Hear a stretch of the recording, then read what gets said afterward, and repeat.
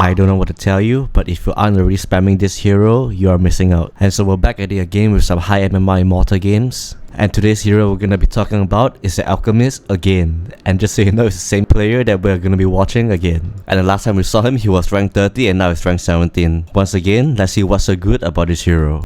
So you can see that his item build basically gets a stake and components for the soul ring for later on. And so straight up we're able to see that Radiant did a classic smoke. And Alchemist is a pretty good rune fighter with his concoction, but that is only if he plans to unload his load. But still, even without shooting out his spells, his team actually still dominates the early game fights. And so his laning stage is very interesting. Watch this. He's going against a Doom and Dark Willow in his lane, and you may notice that his support is not around. And so while he may be at a disadvantage against a Doom and a Dark Willow, and so here's what he did. Instead of using his unstable concoction immediately when the lane starts and is alone, he actually waited for his Phoenix to arrive in lane by TPing, and is able to suddenly become so scary in the lane when all he did is just synchronizing his level 1 spells with the Phoenix, and is able to create immense pressure that will eventually land him 2 big kills in his lane in just the first minute. And so straight up what you can learn from this play is that you basically want to use 2 spells at the same time with your support in order to create an impact and damage so big that the enemy have no choice but to run. And this kind of play is very common in a high level game, so make sure that you abuse it. And also if the lane is pushed in the tower like this, make sure you communicate with your support to help stack for you instead of harassing the enemies. And so while his support was stacking, the Alchemist actually tried to put an acid spray to create a facade that he is strong. But in reality, he is actually 1v2ing the enemy. And while it seems that he's pretty much guaranteed to die, this is what happens. His Phoenix actually came in time and is actually able to buy time for the Alchemist to heal back up just by slowing their attack speed and movement speed. The Phoenix ended up dying, but it's definitely worth it for the carry kill.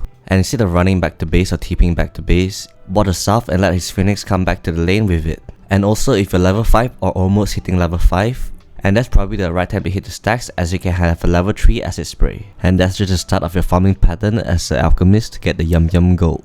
And so in order to win his lane, he also tried to pad up together with the Phoenix to try to take down the Doom. But the Doom itself is level 5 and is actually playing very well by maxing out his Scorching Earth and getting a full DPS damage and eventually killed the Phoenix. And at this point, the Alchemist has no choice but to back off. And so while it is very tempting to jump on the Doom, this interesting moment as the Alchemist actually waited for the crit to die just to reach his level 6, and at the same time the Phoenix TP in order to visit the Doom again for round 2. And this time he took it down, and you can see that how strong it is for a meta offlaner to be dealt with. And of course, as always, don't forget to farm your stacks as you need the radius as soon as possible. And so 10 minutes comes in, and this is where a very interesting scenario where every carry would face. So the Alchemist is just minding his own business farming in his lane, but sometimes there will be a fight near you. And so whenever there's action, it wouldn't hurt to just take a peek and see whoever is trying to run away, as you can just punch them down for free gold. And once your job is done, it's time to run back in the lane and continue farming, as it is none of your business anymore. So this is actually a pretty funny play from the Alchemist. So 11 minutes in, he actually has enough gold for the Radiance as the Courier is holding one of his components. So he's trying to go for the secret shop to get the Talisman of Evasion. And in this specific scene, you can see that he actually disrespected the enemy as he wanted to get into the secret shop, buy his component and get out. But the Doom and the Dark Willow didn't let him. And so once the Alchemist spawned, and that's why he completed his Radiance. And this is where he will perform his new flash farm by constantly abusing the Ancient and Triangle stacks. And you can't believe how good the hero is at clearing the Ancient stacks as well. You can see that he deals a lot of damage just by pulling out his unstable concoction just to clear the camp. And so during this timing, he's just constantly abusing the Triangle and the left side Ancient camp. And he does this every minute for full farming efficiency.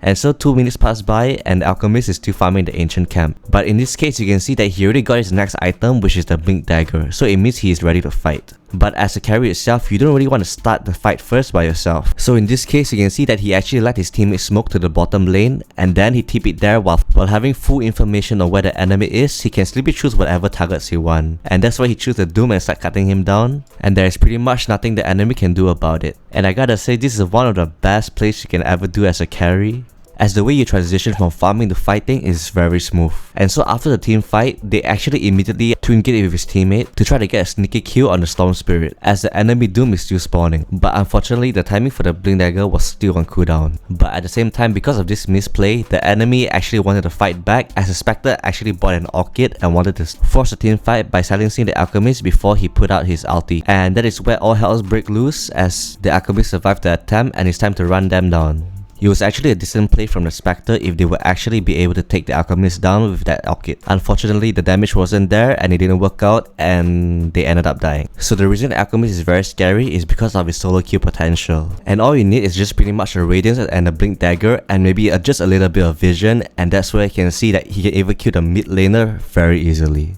And so that's why you know that the game is going out of hand, as the Alchemist pretty much solo anyone in the game, even the enemy carry Spectre. And that is one of the reasons why Alchemist is pretty much unstoppable the moment he gets it going. And at this point you can kind of see why this hero is so good at gaining MMR because of how easy it is to play and how OP it is at the moment. And also like and subscribe if you watched until this far, and don't forget to comment down below if you think this hero is OP. And so one of the final straw for this game is that after he killed a Spectre, he just immediately TP to the mid lane and just pretty much exploded himself on the enemy Dark Willow. And the reason for this is that he already bought a fresh new BKB and is pretty much unkillable unless he gets Doomed on. And hopefully you enjoyed the video, and I'll see you in the next one.